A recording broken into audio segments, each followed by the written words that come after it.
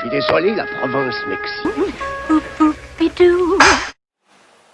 Si je vous dis, je sais pas moi, Jack Driscoll par exemple, ou bien Alan Quatermain, ou bien même Nathan Drake, hein, ou Harry Steele, ou Charles Marlowe.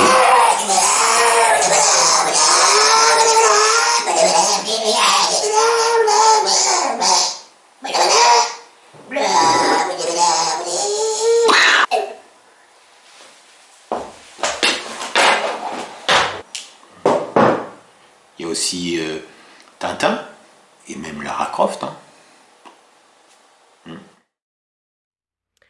En 1981, Le Masque et la Plume parlait de ce film.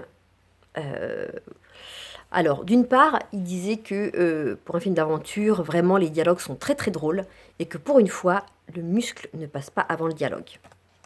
Par contre, ils ont trouvé que le comédien n'avait vraiment pas de charme, que ça valait pas du tout un Gary Cooper, un Errol Flynn.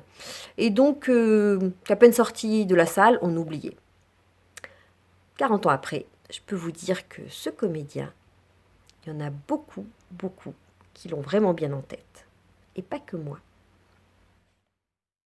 Évidemment, avec des moyens, c'est sûr, on en fait des trucs qui jettent. Hein.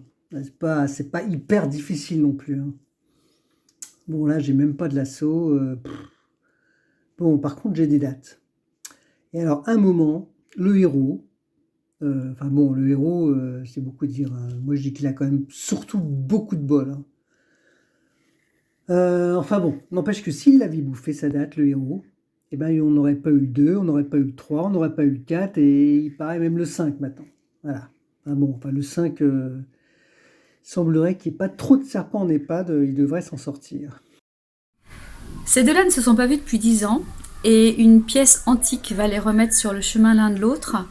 Ça promet une relation assez explosive. Puis il a un petit problème avec les reptiles, surtout ceux qui ondulent et qui n'ont pas de pattes, et comme de fait exprès, ils vont en croiser un certain nombre.